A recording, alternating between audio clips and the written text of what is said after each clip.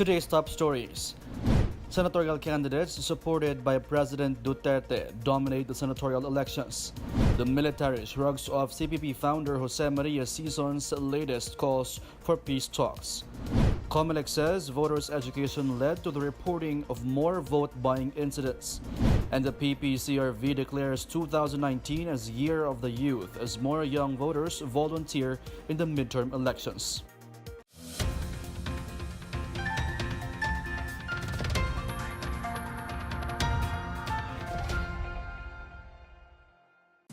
Good day. I'm William Theo. Welcome to the PNA Newsroom. Senatorial candidates supported by President Rodrigo Duterte are leading in the senatorial race of this year's midterm elections. Based on partial and unofficial results as of Tuesday noontime, the 10 candidates endorsed by President Rodrigo Duterte are in the top 12, save for second placer Grace Poe and Nancy Binay.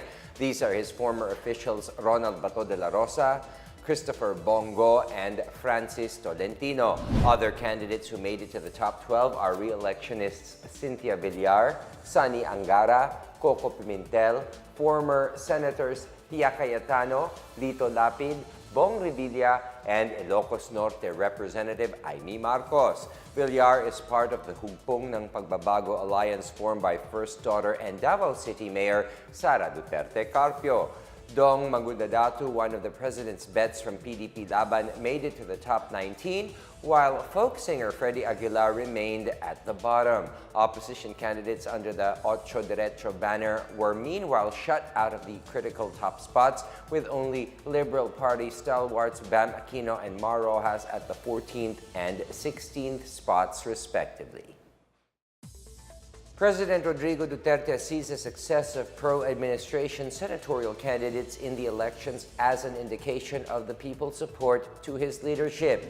In an ambush interview yesterday at the Daniel Aguinaldo National High School where he cast his vote, President Duterte said voters who agree with his policies would vote with his candidates for those he is supporting. On the other hand, President Duterte said their loss would mean the people do not like him.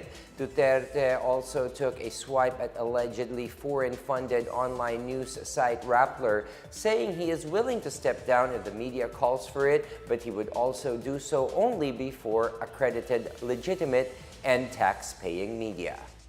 Especially with the kind of media na ngayon, paid hacks, mga hyena, and they themselves know that they are dishing lies.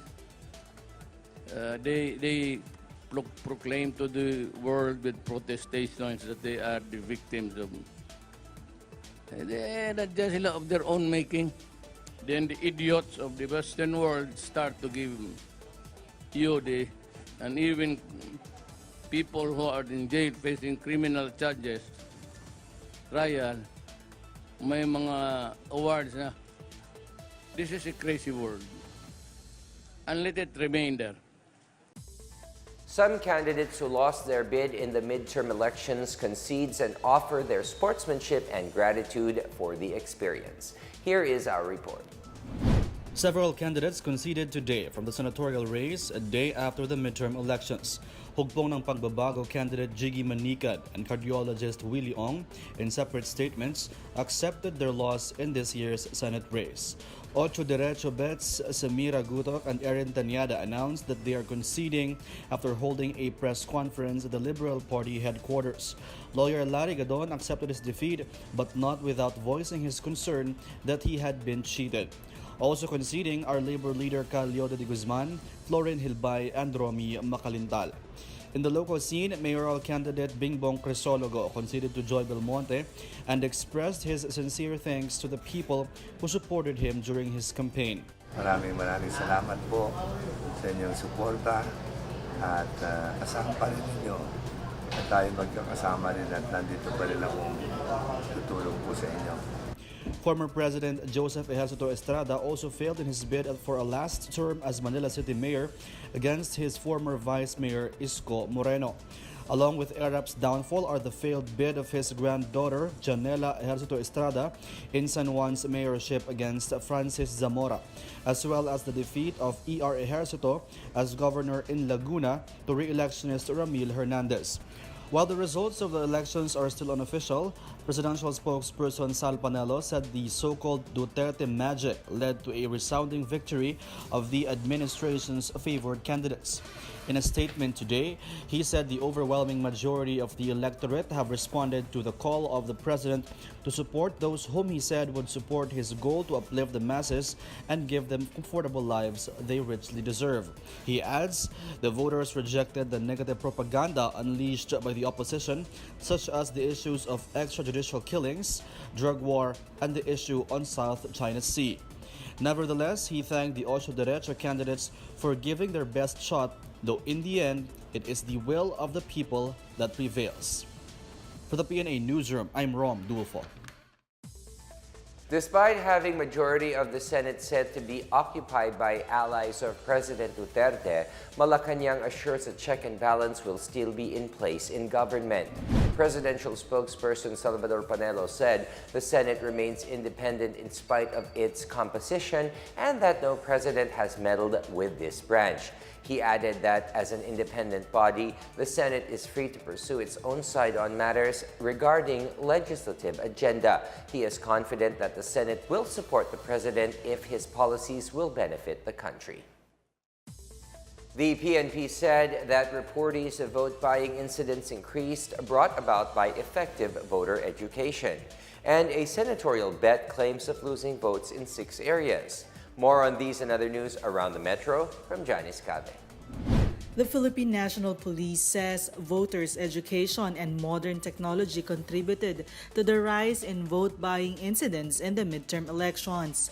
PNP Chief Police General Oscar Albayaldes said more people are actively reporting vote-buying incidents to the police, which means that voters refuse to accept vote-buying as the norm.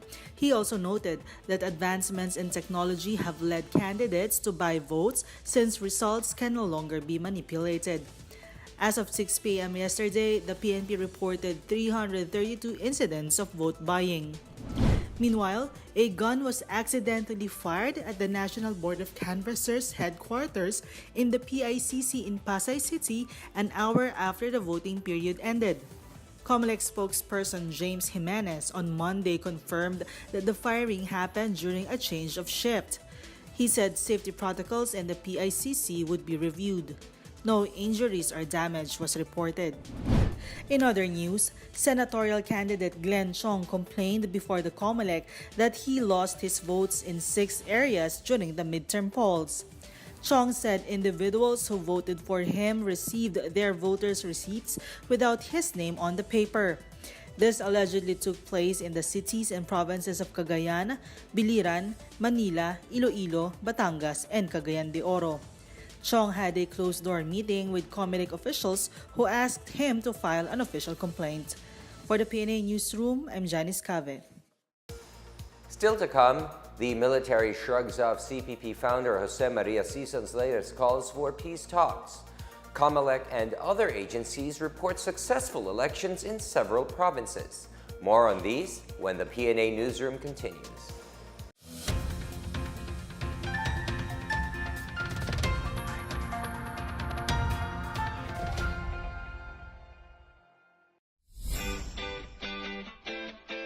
Buong puwersang itinalaga sa buong kapuluan ang mga kawani ng Presidential Communications Operations Office sa isinasagawang Hatol ng Bayan election coverage ngayong araw ng halalan at 13 ng Mayo 2019.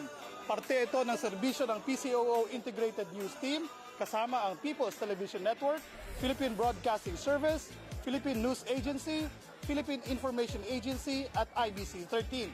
Mahigit 200 information officers ng Philippine Information Agency ang nakadeploy sa buong kapuluan upang tutukan ang mga aktibidades na nagaganap ngayong araw sa buong Pilipinas. Kabilang sa mga tinututukan ng PIA ang kalagayan ng peace and order sa bawat lalawigan, pangkalahatang sitwasyon sa mga voting precincts, feedback at reaksyon ng mga botante at mga serbisyong binibigay ng pamahalaan upang mapagaan at mapasaayos ang pagboto, lalo na ang mga senior citizens citizens at persons with disability. Tulad nitong si Ginoong Raymond Biaras, isang PWD mula sa Cebu na nagbahagi ng kanyang karanasan ng kanyang pagboto sa itinalagang emergency accessible polling place sa kanilang lugar. Maglakaw kali-kalisod ko pero daghan kay mga amigo nga nitao. O gani ya dunay kay bagya gitabangan ko aga kagakay ko handod labot diri kay puro ka kay kamot. Nasa ni assist pag-share ba? Ginamit din ng PIA ang iba't ibang platforms nito tulad ng website, social media at text blast facility sa pag-uulat ng mga balita at situation reports hinggil sa halalan. Mula dito sa Lanao del Norte, ito po si Harold Clavite ng Philippine Information Agency para sa Bayan.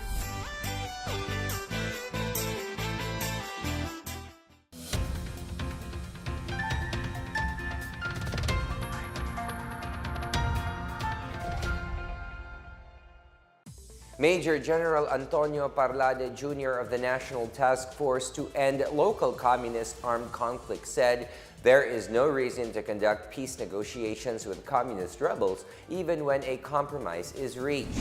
Parlade made this comment after CPP-NPA founding chair Jose Maria Sison calls to resume peace talks. He said he finds Sison's request strange after accusing the government of being treasonous, tyrannical, murderous, corrupt, and swindling, or things the communist rebels and their allies are known to do, further enhance of their ideology. The government in the recent months have been welcoming former NPA rebels who voluntarily surrendered and enrolled in the ECLIP program. They are given financial and livelihood assistance, remuneration for the surrendered firearms, and other benefits from various government agencies. Malacanang is open to holding an investigation on the numerous incidents of malfunctioning vote counting machines or VCMs throughout the midterm elections. This as several lawmakers proposed conducting a probe on the glitches experienced with the VCMs. Presidential spokesperson Salvador Panelo noted that machine provider Smartmatic may have had faced too many complaints because of the VCM issues. He said it will be up to Congress to open the probe and summon COMELEC. On the other hand, Panelo said the palace congratulates COMELEC for the fast release of election returns. He said the 2019 midterm elections showed improvement in the speed of releasing the results compared to previous polls. However, he reminds the poll body to constantly test the VCMs to prevent glitches like what happened yesterday. The country may soon achieve an A-grade rating in the next 2 to 3 years. This is being forecasted by an economist, noting the sustained robust growth of the domestic economy and demographic dividends. More on this from Miguel Hill.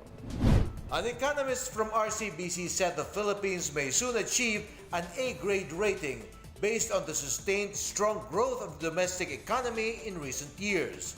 RCBC Economics and Industry Research Division Head Michael Ricafort said he expects the economy's high growth momentum to continue regardless of the interruption on growth trend brought about by the delay in the approval of the 2019 national budget.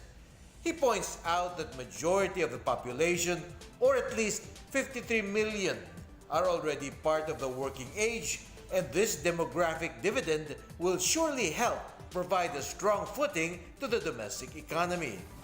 Last April 30, Standard & Poor's Global Ratings upgraded its rating of the country to BBB+ with stable outlook, a notch shy from the A grade due to the country's healthy external payments position, contained fiscal deficits, and stable public indebtedness.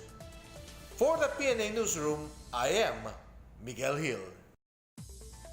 And in other news, 11 Mangyan tribesmen who were supporters of the Communist New People's Army terrorists voluntarily turned themselves into the Philippine Army and PNP over the weekend. Their return to the fold of the law reportedly came after authorities conducted community support operations in Bogabong, Oriental Mindoro. The Mangyan tribe members were members of the NPA's local party and armed militant wings. They said they were coerced into serving as spies of the outlawed NPA to monitor the presence of military and police in their communities. The surrenderers are now undergoing debriefing and documentation for their enrollment in the Enhanced Comprehensive Local Integration or ECLIP program. Local authorities in several provinces declared yesterday's midterm elections to be successful. They vouched for their integrity amid technical and security concerns. Benj Bondok has the story. Overall, the conduct of elections is considered peaceful, although there are reported glitches in the vote counting machines. In Bangued Abra, the province is the first to transmit results to the National Board of Canvassers during Monday's midterm polls. Barangay Malita, which has 294 voters, transmitted results at exactly 6:05 p.m. Bangued has 27,080 total voters and a total voter turnout of 23,444. A significant number of security forces have been deployed in Abra Province, an election hotspot. In Albay, the COMELEC dismissed doubts on the integrity of the midterm elections following the reported malfunction of a number of vote counting machines. In Legazpi City, 17 of the 166 VCMs dispatched in the 42 voting centers of the city malfunctioned. The COMELEC expected an 85% voter turnout in Albay, which has 842,500 voters. In Eastern Visayas, the Philippine National Police said there was no failure of elections everywhere in the region, with only 65 vote counting machines reportedly malfunctioned out of the over 5,000 VCMs dispatched in the region. In Lanao del Sur, the PNP considers the situation normal, with more than 100 police officers designated as members of the Board of Election Inspectors, as some teachers declined to serve due to fear of intense political rivalry. The Philippine Army 6th Infantry Brigade also deployed 600 soldiers to help secure the elections, especially in Malabang, Balabagan, and Marogong towns, which have been reported to have a history of violence. For the PNA Newsroom, I'm Benj Bondok. Up next, the PPCRV declares 2019 as Year of the Youth as more young voters volunteer in the midterm elections. Manny Pacquiao takes on Keith Thurman for the WBA welterweight super title. The PNA Newsroom returns after these reminders.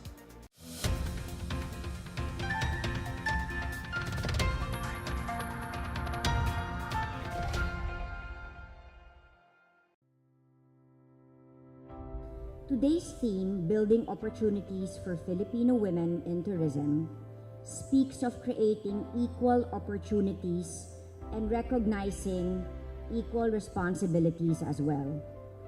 This is a very timely forum as we observe Labor Day tomorrow, a day to honor our workers, each one of us who toils not just for self-gain, but for our families and our nation.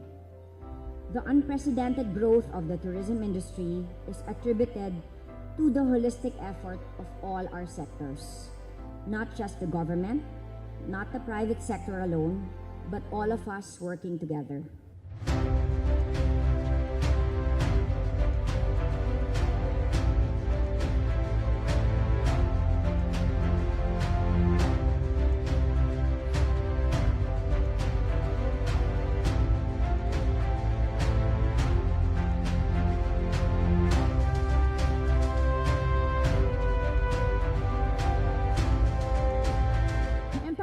As an aspect of gender equality implies a society in which women and men enjoy the same opportunities, outcomes, rights, and obligations in aspects of life.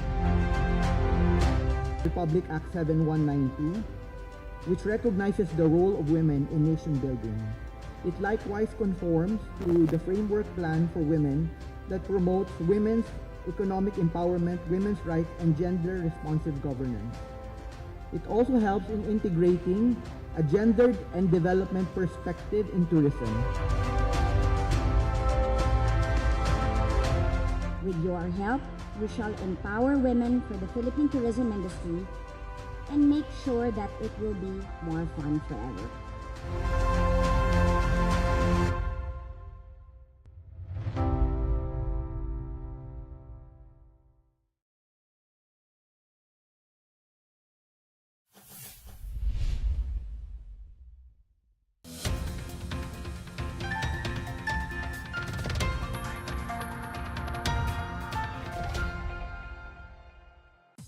The Parish Pastoral Council for Responsible Voting, or PPCRV, considers the 2019 midterm elections as the Year of the Youth. PPCRV Media Director Agnes Hervasio said on Monday that they have been utilizing their youth ambassadors to advocate for citizen participation in the elections. She cited celebrity athletes Chris Chu, Gretchen Ho, Eliza Valdez, and G. Gervasio as some of their youth ambassadors. Moreover, she said that some technical glitches in various polling precincts was promptly addressed by the COMELEC. The PPCRV is set to encode the election returns, being the recipient of the fourth copy. And in our foreign news, parades and food festivals are being planned in Beijing with the upcoming conference on Asian civilizations. Performers from 16 countries and 28 domestic teams will present festive songs and dances while proceeding along parks' landscape venues. After the parade, you may also visit 8 exhibitions featuring the cuisines from Thailand, Singapore, Malaysia, and Japan. The festival will be held from May 16 to 22 in 6 major business areas in Beijing. The Conference of Dialogue on Asian Civilizations is scheduled to begin on May 15. In sports, People's Champ Manny Pacquiao is set to take on American Keith Thurman for the World Boxing Association welterweight super title on July 21st. Pacquiao, who is the current WBA regular champ, announced the bout on his social media account. With the 2 WBA belts to be unified for the said contest, Pacquiao's belt will be considered vacant. Thurman holds a .29-0 record with 22 knockouts. His last bout was a majority decision win against fellow American Josecito Lopez on January 27 at the Barclays Center in New York City. Rehabilitation works continue in Marawi City, leading to increased vehicle and commuter traffic. A new diversion road has been opened here to aid rehab efforts and improve the flow of vehicles to the city. Sweet Lukman has the story. As road traffic is getting heavier following the return of its residents after the siege that happened almost 2 years ago, a new diversion road in Barangay Sagonsongan was opened to ease congestion and facilitate the mobility and delivery of goods and materials for the rehabilitation, reconstruction, and recovery of this war-torn city. Castro also said that the diversion road would speed up the transportation of materials, goods and services that will contribute to the city's economic activities. Meanwhile, Marawi City Traffic Chief Revi Sani explained that the diversion road would operate as one-way road for now until the widening of its shoulders is finished. For PNA Newsroom, Sweet Lukman, Philippine Information Agency. The heat of the midterm elections is cooling down, but we're still looking at sizzling temperatures in the days to come. The ridge of a high-pressure area is giving us fair weather, but we still have to beware of high temperatures brought about by El Nino. So don't forget to carry umbrellas and lots of water to hydrate yourself and ease the summer heat. Let's now check out the weather forecast for Metro Manila and the rest of the country.